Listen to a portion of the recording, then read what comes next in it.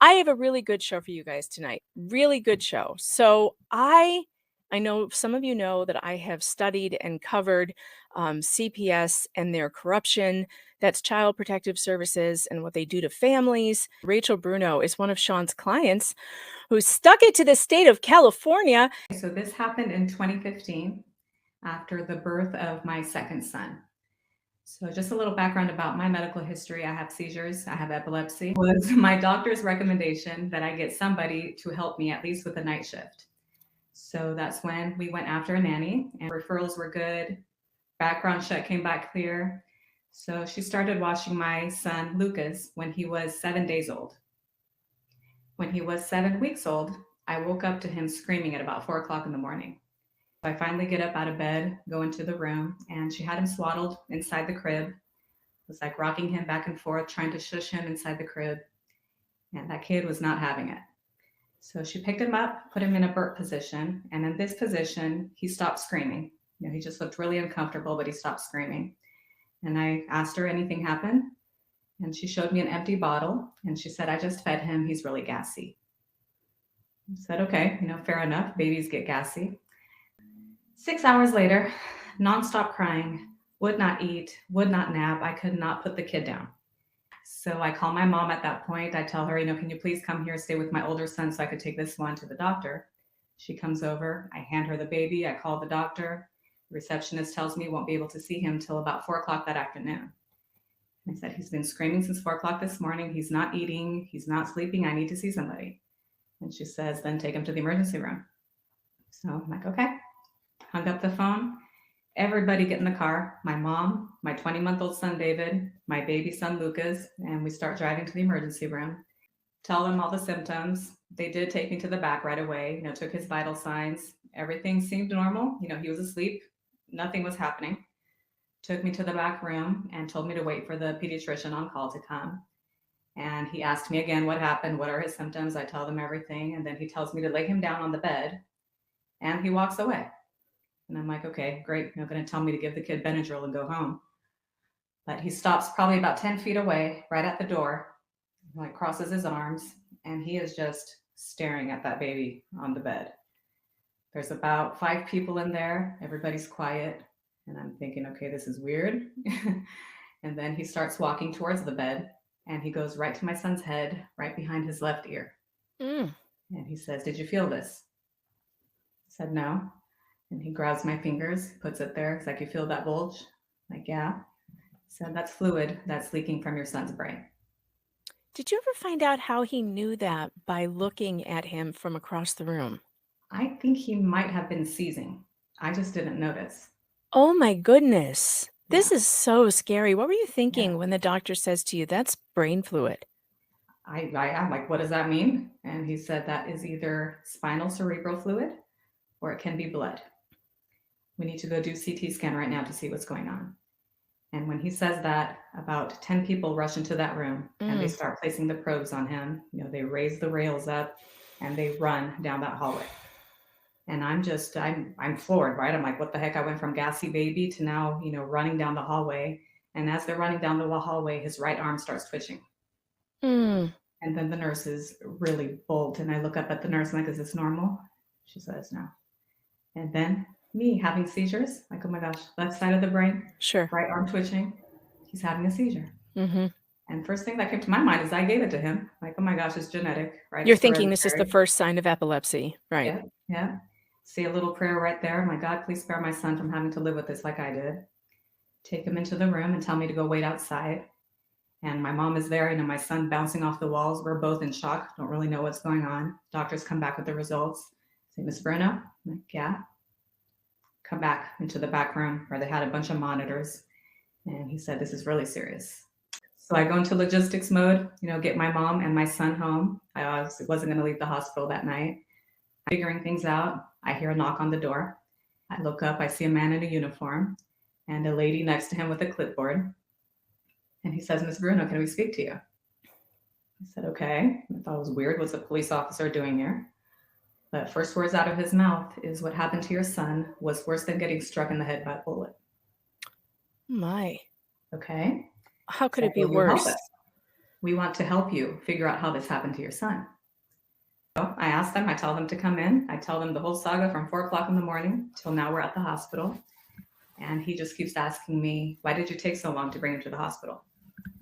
Like, because I didn't know what was wrong with him. She told me he was gassy. Why didn't you call 911? She told me he was gassy. Why did you bring him to a hospital in Orange County when you live in LA County? Like, this is the children's hospital that I know. And he's just jotting everything down. And then the social worker, do you have any other children? I think I do. And what are their names? Where are they? I tell her, at my mom's house. And she says, is it okay if we go see him? Again, me thinking I have nothing to hide. These people are here to help me. I call my mom. I said, yeah, they want to go see David, and he's asleep right now. And she says, we're not going to wake him. We just want to make sure he's okay. So I said, okay. So she leaves at that point. Police officer stays with me. So the detectives don't show up until midnight. And they, quote, interview me until 2 o'clock in the morning. Oh God. So On the I've been up worst, since on 4 the o'clock. worst day of your life. Yes. Your baby's already been through brain Yeah. surgery. They're telling you he could die, and now they're Yeah. interrogating you for. So I'm like, there's no way they're not going to go after the nanny. So I'm giving them all this information, thinking that that's what they're going to do. And when I reach the 2 o'clock mark, I tell her, I need to get some sleep. Been up since 4 o'clock. It's almost 24 hours. I will be more than happy to continue on with you later tonight. So they were very nice. They gave me their business cards. I went to sleep, and I wake up at about 10 o'clock, and my husband is just staring at me, this blank look on his face. And my instinct, look at the baby, like he's there, he's alive. And I'm like, what happened? He says, they took David. What happened? And I called my mom. I'm like, what happened? She said, yeah, they showed up here at 2 o'clock in the morning with 3 police cars. I let them in. They walked through the house, opened the refrigerator doors, see if we had food, bathroom doors, Then they asked where David was sleeping. I showed her. She turned on the light, woke him up 2 o'clock in the morning. And then he gets up out of the crib, smiley, jumpy, happy, thinking it's playtime. Mm-hmm. And she asked my mom to undress him. She did. Look for any signs of abuse. And she says, we're taking him. And my mom says, no, you're not. And she says, if you don't give him to us, we're going to arrest you. And my mom says that in her mind at that point, she thought it would be less traumatic for my son if she would just hand him to the social worker as opposed to them, ripping him away from her. They take the baby. She tells your mom she's going to be arrested if she doesn't give up the baby. That's where we're at. Okay, right. Go ahead. So then it's 10 o'clock in the morning and nobody knows where my son is. I start calling lawyers. I'm like, okay, let's divide and conquer. You keep calling social services. I call lawyers. I had to call about 10 different lawyers before I found one that would actually take my case. Right. They do not want to deal with CPS. You need an expert. You got so lucky, by the way, because most of them don't know what they're doing. I know.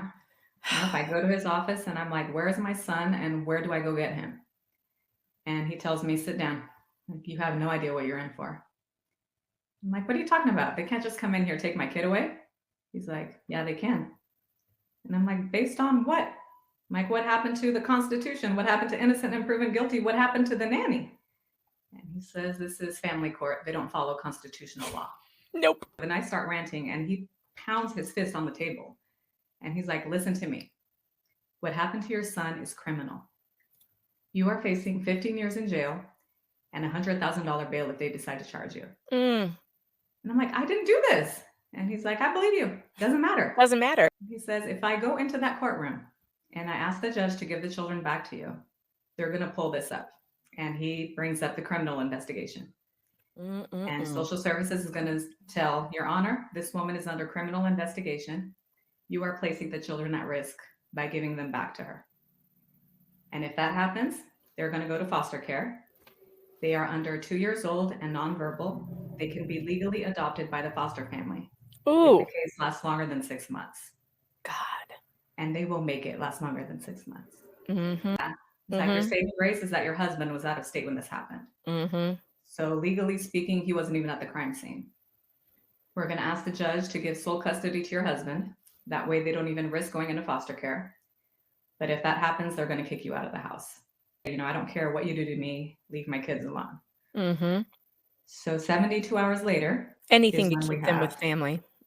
yeah, 72 hours later, we have the emergency hearing. That's what they call the emergency hearing, where they're basically going to decide, where the kids go, how long the case is going to go, what services you're required to take, everything.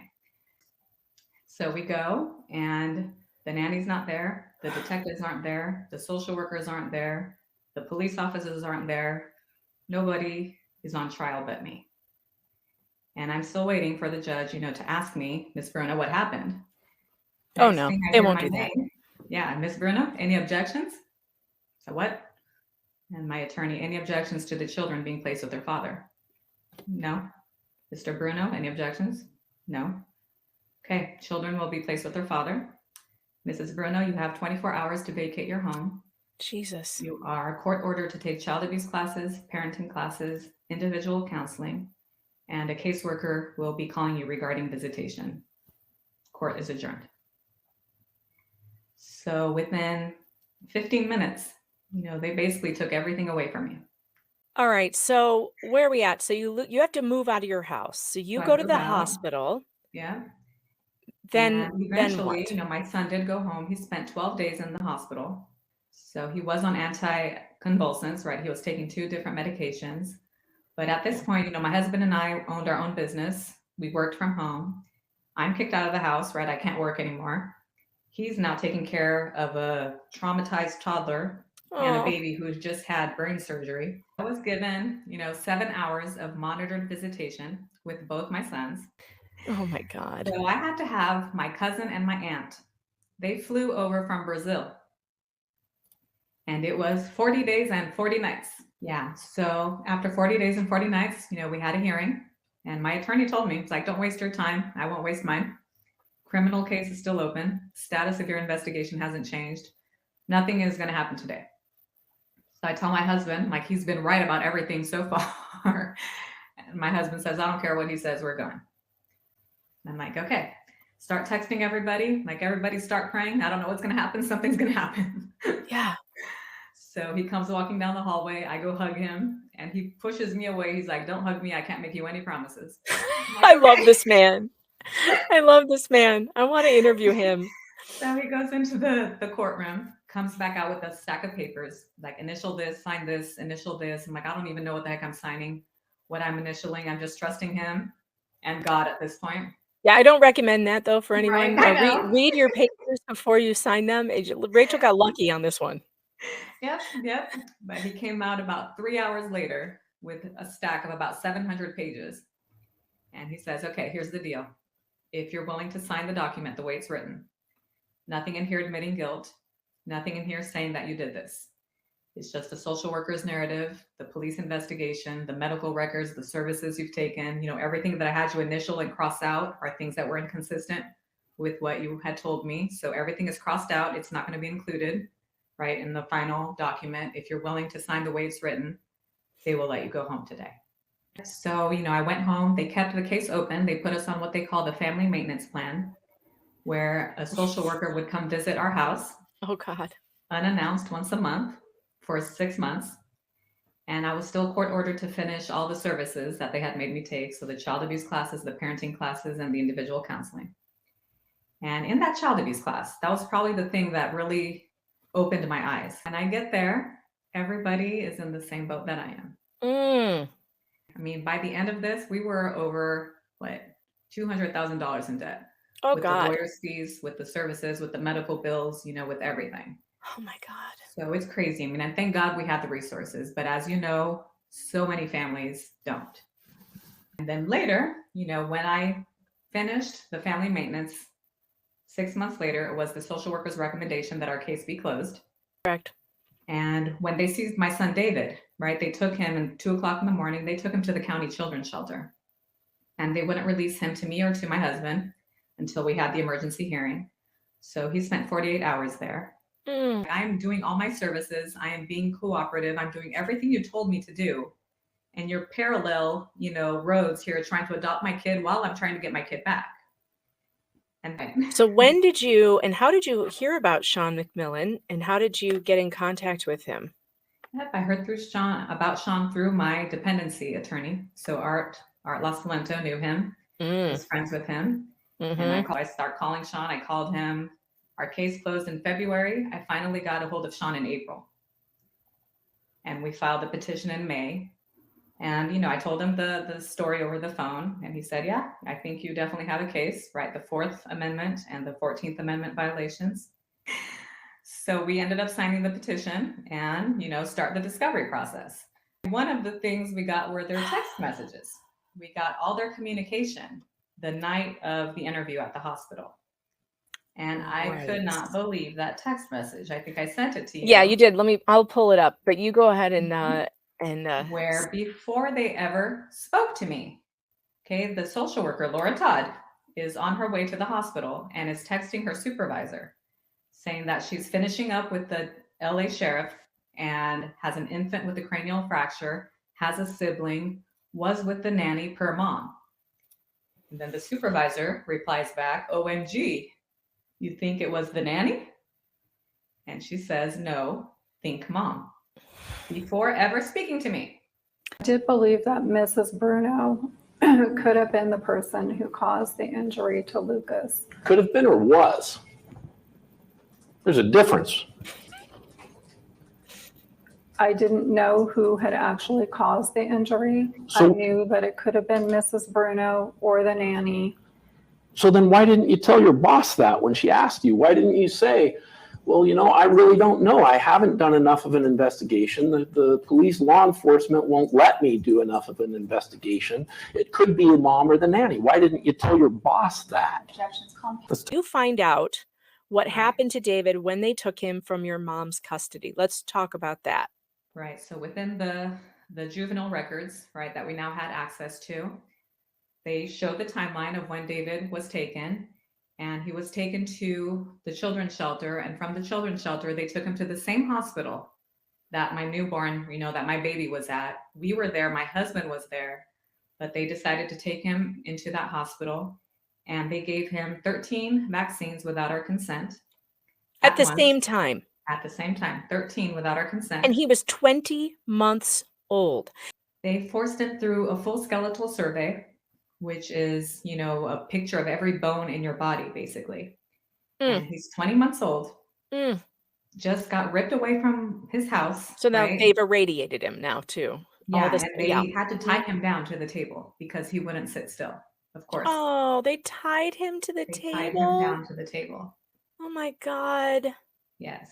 I can't even imagine the screaming that happened with 13 vaccines. Yeah. And the x-rays. And and we were there. We were in the same building. And they didn't tell you. Bother to come tell us. And your husband was never under any suspicion of any abuse. Nope. And still had his parental rights intact. Right. Yep. He wasn't charged with anything. Yeah. He was, but they just went and did this. Okay, so. My understanding is that a warrant would need to be requested to complete a medical exam if the parents were objecting to the medical treatment or the medical exam being proposed. Okay, there we go. So basically, when you say if the parents were objecting, that means if the parents did not consent, right? That's correct. Okay, so that wasn't hard. So we start discovery, right, in the depositions. And in October, we had the court-ordered mediation, right, where everybody has to get together, find a mediator, and you have to try to figure this out before trial. So at this point, we had actually already settled with the hospital. But we tell their counsel that they must still come to every single deposition. They cannot tell the other parties that we have settled, nor for how much we have settled. And they cannot ask any questions at the depositions, but they have to be present so that the other people don't get a hint that, they're not here anymore. They must be thirsty or they must be hungry. They've already settled, so we can offer them anything and they will let us go. So the counsel for the hospital was kind of like our fly on the wall during the mediation, right? He went to the mediation and he was in touch with Sean, and they offered us, I think it was $200,000 at mediation after like 8 hours of going back and forth, back and forth, back and forth, back and forth. And Sean is like, no, like Sean kept putting like upwards of $2 million. Yeah, 200,000 is not enough.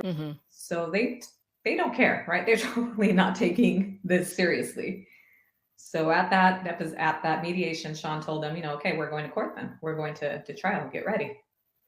So that was in October, and we kept going, and they kept digging themselves into deeper and deeper hole. Then December, Orange County's council contacts Sean and says they want to do a second mediation. Yeah. But I can't in good conscience, not tell you to not take this opportunity for the second mediation. So Right. we went to the second mediation, and a lot of back and forth. So finally, we decided to settle. It was $1.49 million.